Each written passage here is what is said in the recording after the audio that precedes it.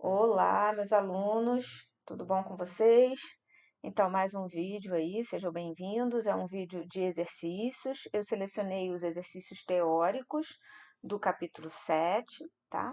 Para a gente fazer, porque normalmente são os exercícios que as pessoas têm mais dificuldade, tá bem? Mas nada impede de que vocês, ao longo do estudo aí, peçam para eu fazer algum outro exercício, tá? Então, esse é o primeiro vídeo de exercícios do capítulo 7 que eu vou gravar. Bem, o número 13, que é sobre função piso e teto, né? Então, eu até escrevi a definição, né, que estava aí na prévia, no exercício anterior. Então, vamos fazer aí o exercício 13, tá? Aqui é para provar ou dar um contra-exemplo, tá bem? Bom,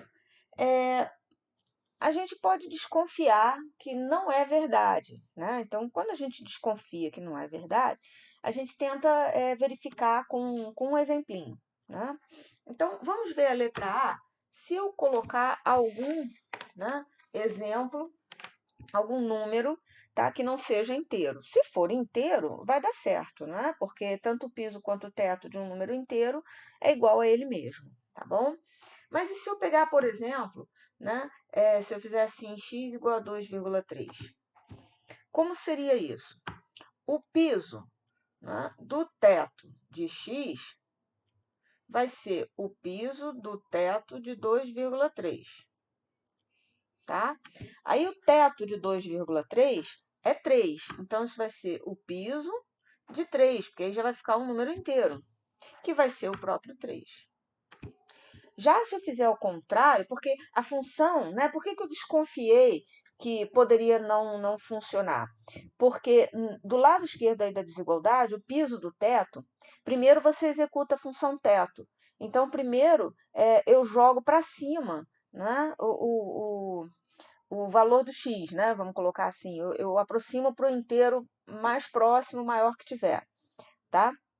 Aí depois, quando eu faço o piso desse inteiro, ele mantém o mesmo. Já se eu fizer a operação no sentido contrário, primeiro eu jogar para o piso, aí quando eu fizer o teto, eu vou manter naquele mesmo valor do piso. É o que está acontecendo aqui, tá? Quando eu peguei o teto de 2,3, eu joguei para cima, joguei para 3. E quando eu faço o piso dele, dá 3. Se eu fizer na ordem invertida, né? O teto do piso de x, tá? Isso vai ficar o teto do piso de 2,3. Aí o piso de 2,3 é 2, cujo teto é 2 também, tá? Então, eles são diferentes, né? Por isso que essa daí é falsa, tá? Na letra B, de novo, a gente começa a experimentar um valor, né?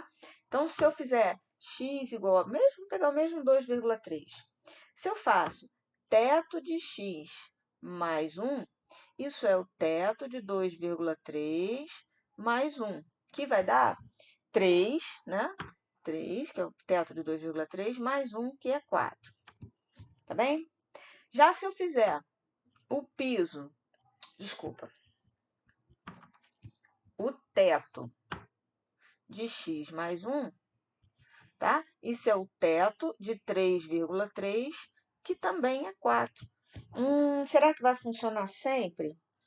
Não sei, né? Porque assim, é como se eu tivesse, vamos dizer assim, dando um shift no meu x de uma unidade.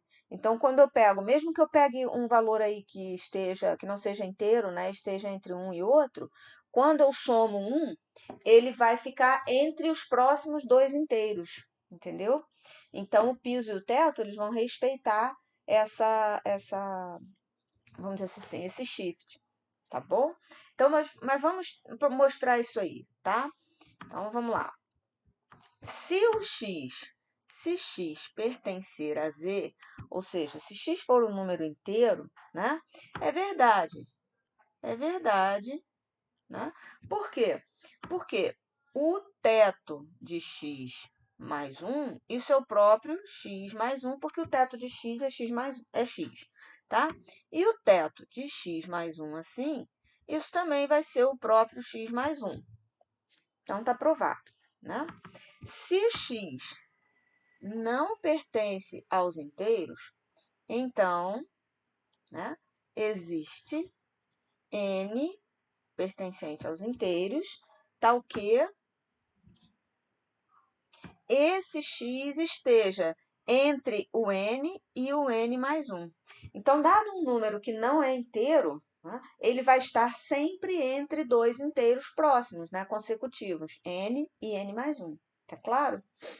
Bem, aí a gente entra na definição que está aqui de teto, olha lá, essa segunda aqui. Se o x estiver entre n e n mais 1, então o teto de x é n mais 1, tá? Então, eu vou calcular o teto de x mais 1, assim, como estava lá na propriedade que a gente queria provar. Isso vai ser n mais 1 mais 1, que vai dar n mais 2, tá? Bom, e se o x está entre n e n mais 1, então, né, o x mais 1 ele vai estar entre n mais 1 e n mais 2, ou seja, ele vai estar, o x mais 1 vai estar entre os dois próximos inteiros consecutivos, claro.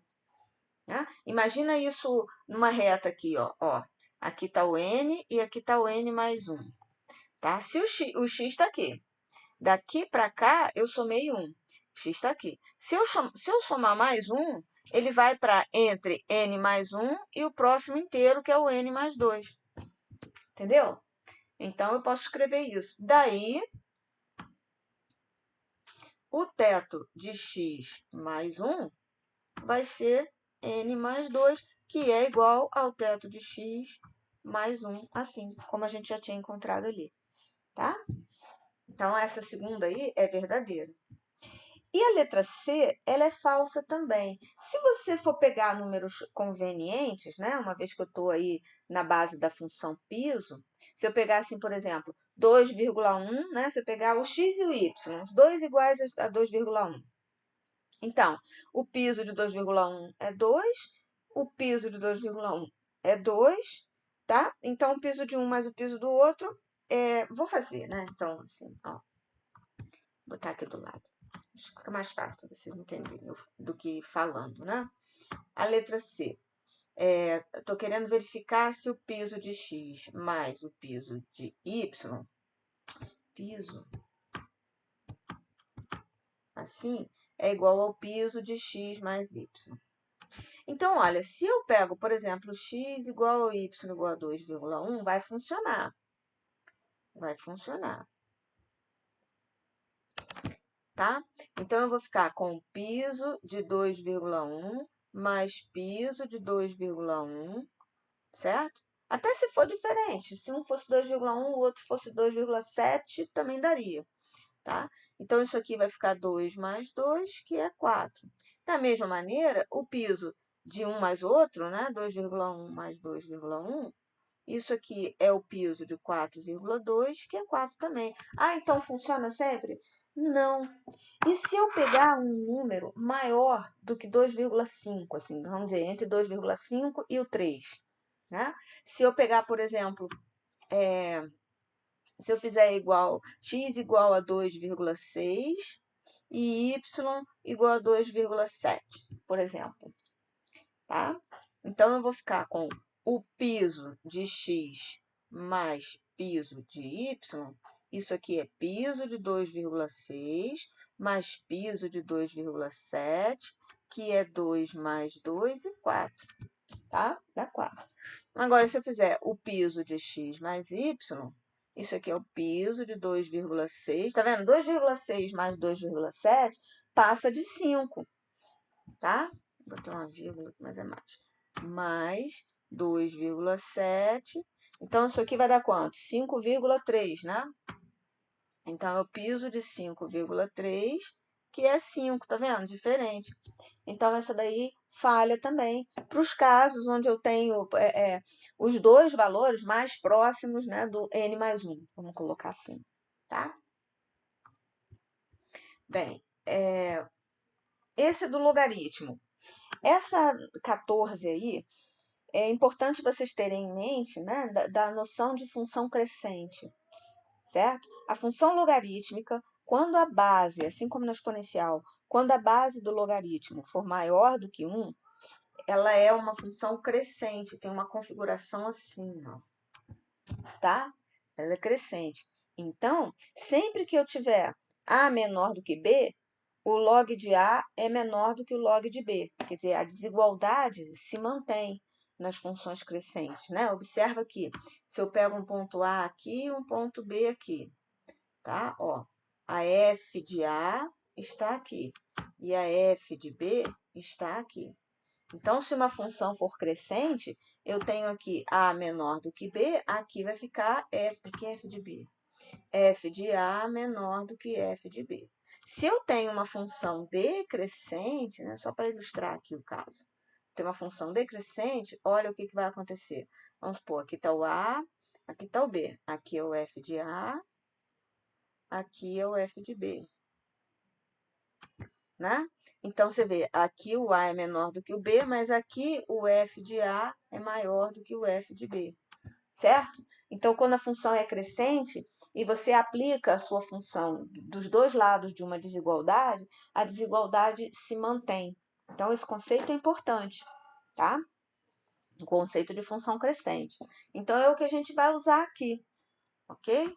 Então, esse aí é o exercício qual mesmo? Até esqueci. 14. Ó, então, aqui é o exercício 14. Aí está dizendo assim, se o n está entre 2 elevado a k e 2 elevado a k mais 1, onde o k é um inteiro, né? Então, como a função, né, f de x igual logaritmo de x na base 2 é crescente, aplicamos f, deixa eu botar f de x, aplicamos f na desigualdade acima,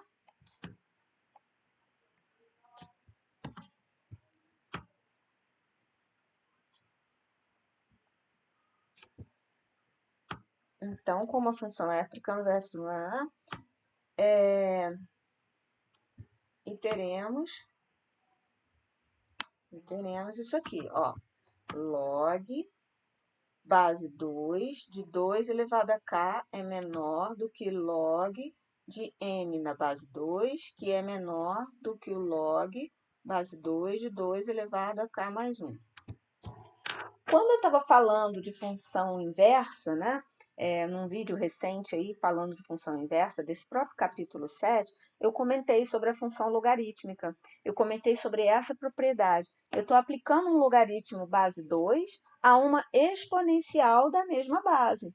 Então, eu estou aplicando uma função que desfaz a outra, tá? Então, eu vou ficar com k menor do que log de n na base 2, que é menor do que k mais 1.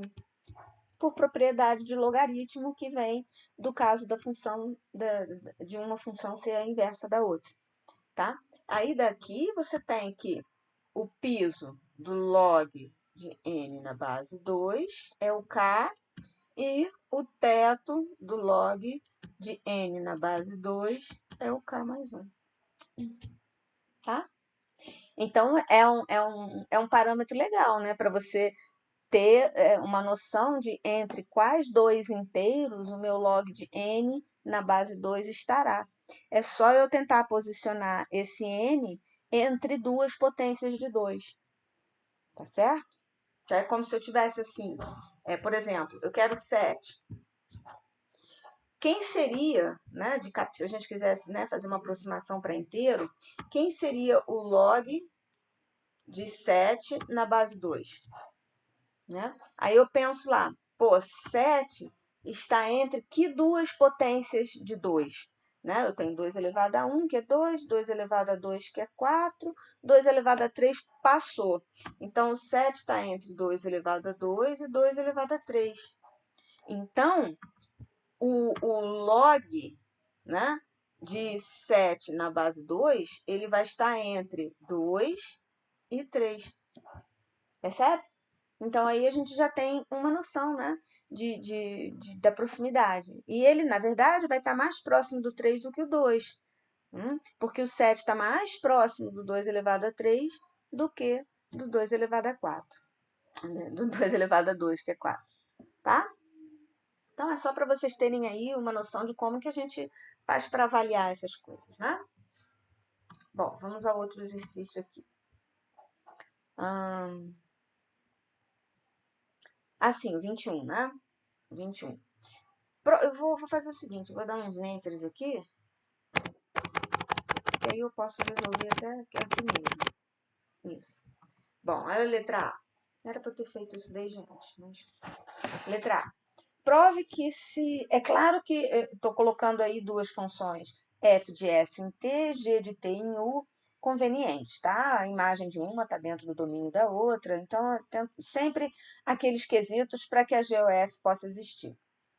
Prove que se GOF é injetora, então f também é. Tá?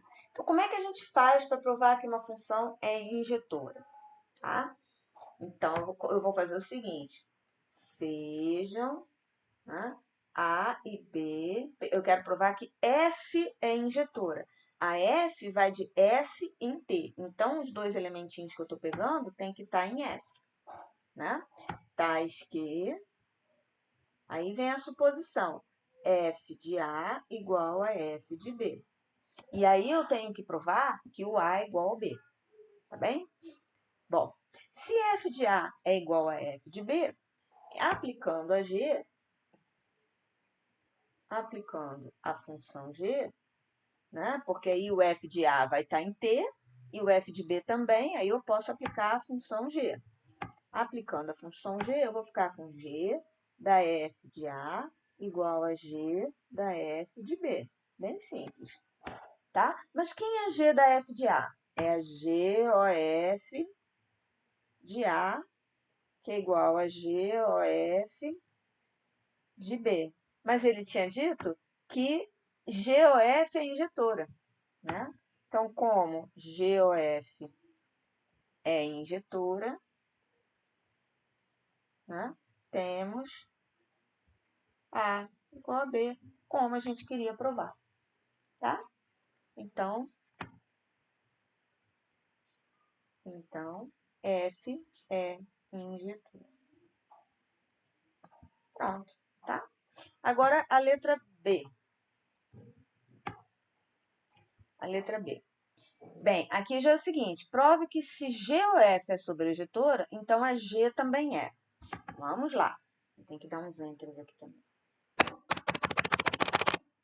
Se GOF é sobrejetora, então a G também é. Vamos só ilustrar aqui para vocês perceberem o fato. Né?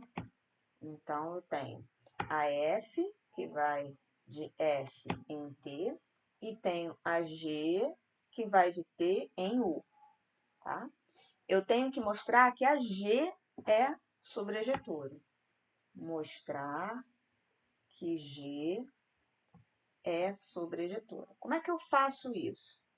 Quer dizer, significa que eu tenho que pegar qualquer elemento do contradomínio da G, que está em U, né? Eu tenho que pegar qualquer elemento Z aqui, aleatório, né?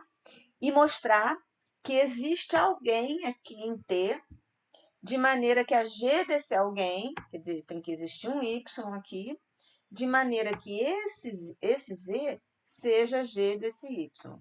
Entendeu? Então, que aí eu provo que a minha G cobre todo o meu contradomínio. Tá certo? Bom, mas aí então, como é que eu vou fazer? Como é que eu vou começar vou supor o quê? Vamos lá. Dado Z pertencente a U. Tá? Eu tenho que mostrar que existe um Y em T, de maneira que G desse Y é o U. Então, vamos botar assim. Devemos escrever isso? Pode, tá? Eu só não posso concluir de cara. Devemos mostrar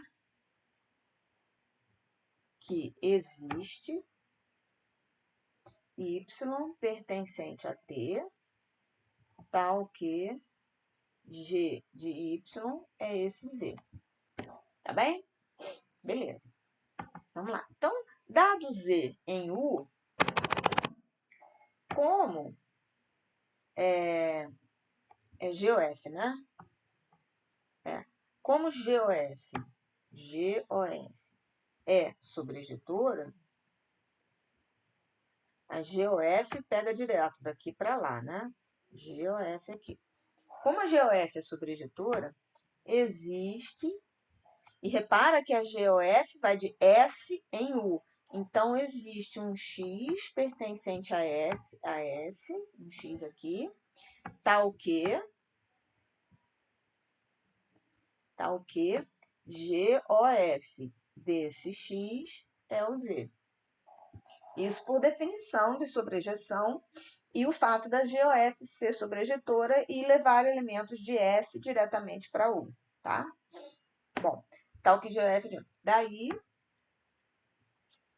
G da F de X é igual a Z. Né? E quem vai ser, então, o nosso Y? Né? Fazendo F de X igual a Y, né? Esse F de X vai existir por conceito de definição. Né? Então, vou até escrever melhor isso aqui. Vamos colocar assim. Por definição,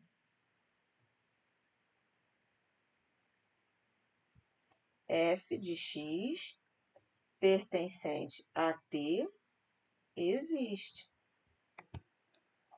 Tá? Porque eu defini que a minha função f está indo de S em T. Né? Então, qualquer x de S vai ter uma imagem pela função. Tá? E seja y igual a f de x. Aí está provado. Logo, existe y pertencente a T com g de y igual a z, como a gente queria. Tá? Eu acho que não vai dar tempo de fazer todos, né? Mas... Vamos ver aqui. Eu vou fazer só o 23 e vou deixar o 29 para fazer num outro exercício. Aí, num outro vídeo, aí eu até acrescento mais alguns outros além do 29, tá? Porque se eu for resolver os dois, vai ficar muito longo, né? Então, vamos lá. Sejam F e G bijeções, e a F vai de S em T, conforme lá no exercício anterior. E a T e a G vai de T em U. Então, F-1 e G-1 existem porque F e G são bijeções. Tá? Além disso, GOF é uma bijeção de S em U. Tá?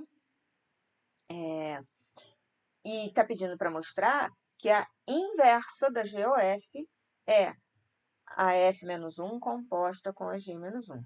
É o que está pedindo aqui para provar, botar assim maior. Certo? Então, vamos fazer essa daí. Bom, em primeiro lugar, eu vou pensar o seguinte. A GOF de X, pensa assim. Note que a GOF de X é igual a G da F de X. Tá? Então, eu vou aplicar agora a G a menos 1. Né? Aplicando em ambos os membros.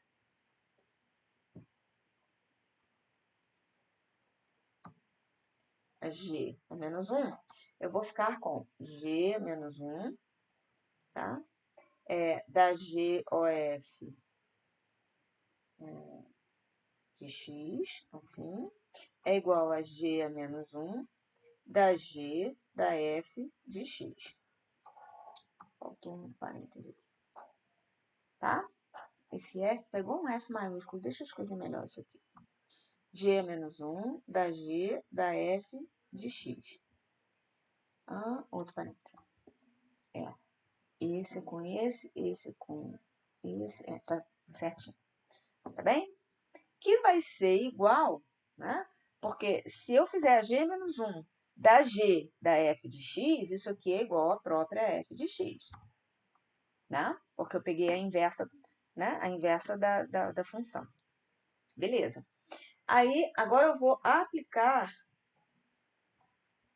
aplicando de novo em ambos os lados.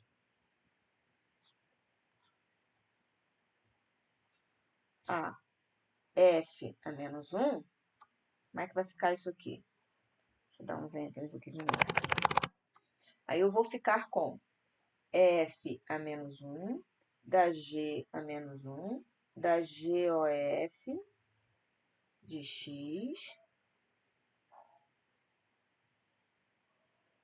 Esse é com E, tá certo.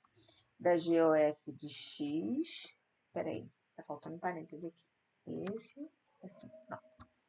Isso é igual a f menos 1 da f de x. Ora, f menos 1 da f de x é o próprio x. Então, olha o que está acontecendo aqui.